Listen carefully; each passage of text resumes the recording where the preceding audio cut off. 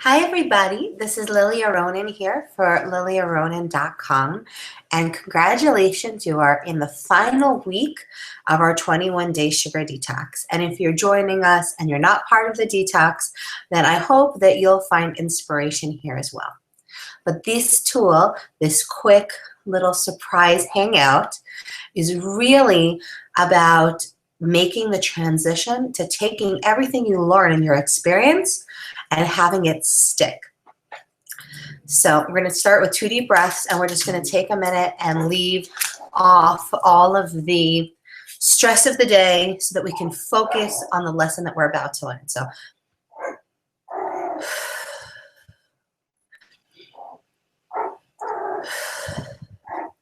okay, we're ready. One of the most powerful things about creating a lasting change is action. A lot of times throughout the detox, you have intentions. I'm going to get more sleep. I'm going to pay more attention in my relationships. I'm going to exercise. But only when we complete those actions are we bringing forth the results that we want, right? It's obvious. Intention without action doesn't equal results.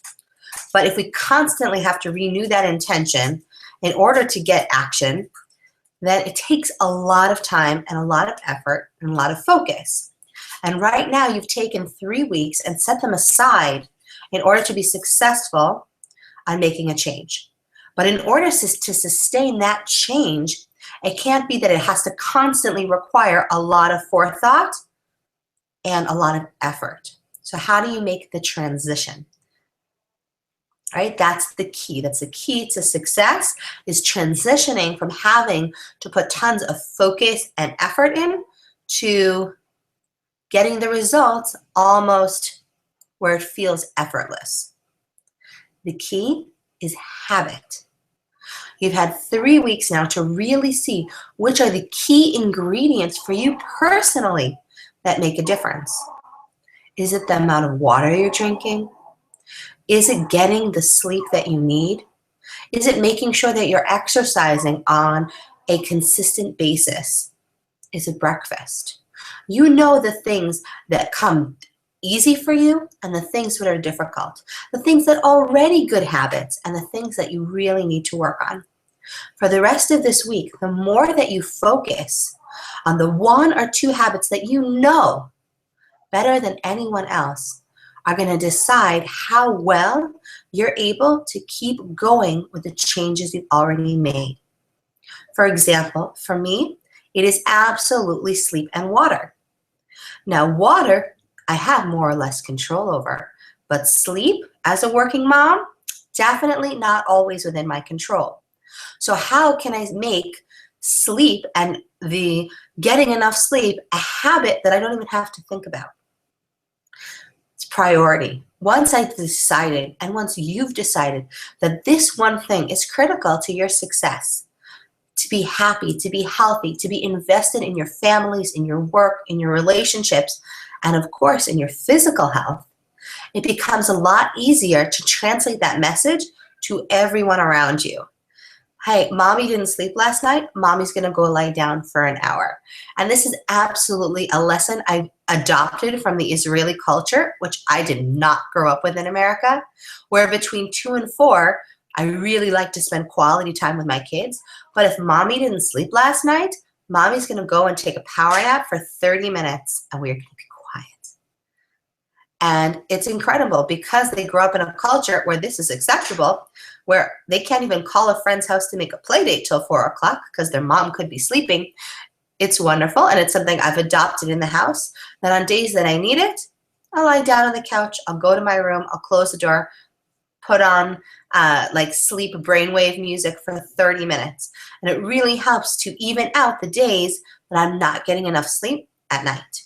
The other thing is to really, since I know that's a huge, tremendous, probably top 2 trigger for me, also to make sure that I try to find enough ways to unwind and relax, especially when I'm working late, so that I don't end up staying up till 1, 2 in the morning to unwind after I work in the evening. So again, really important to realize what your personal triggers are and own it.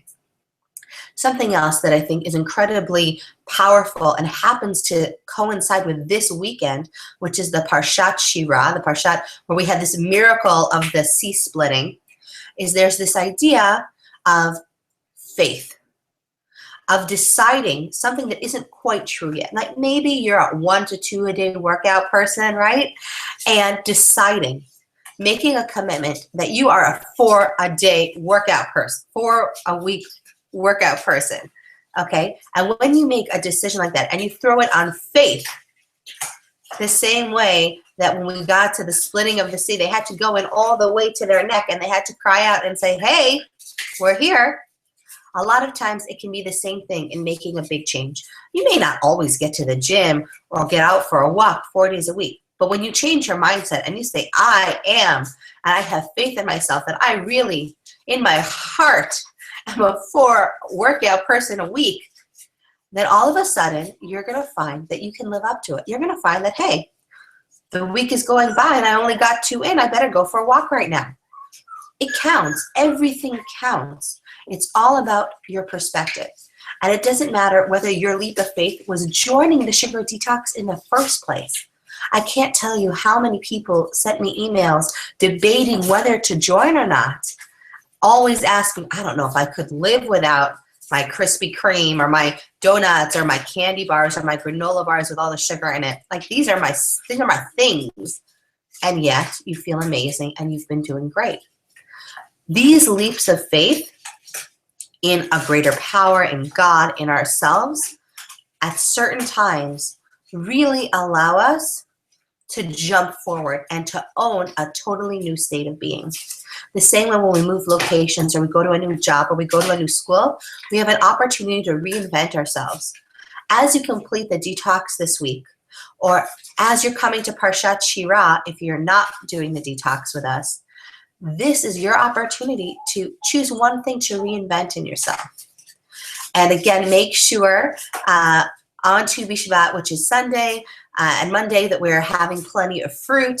Even though we're on the sugar detox, it's really wonderful. And again, it's always that balance between celebrating the body and the soul and making sure that they work together, which also works out perfectly for our final maintenance stage of the detox, which starts on Friday. So as you see, everything is working out exactly the way it should. What are the takeaways from this very quick surprise hangout? 1, you took a leap of faith to do this detox.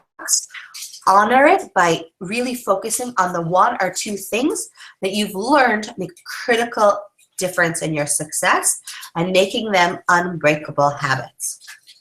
Tip number 2, take the opportunity of leaving the detox to pick something to make new, to remake yourself in an image that you want. Whether it's, I never, get dressed up during the day if I'm not leaving the house, or anything that it is that empowers you and honors you and is an act of self-love, whether it's to pray, whatever it is, take a leap of faith in yourself. I believe in you, and I know that you deserve to believe in yourself. This is Lilia Ronen from liliaronen.com. Congratulations on almost completing the detox in the final stages. And I hope you enjoyed this, and we kept it to just under 10 minutes. So go us. So great to see you all. And I can't wait to see you on our Facebook group and our daily emails.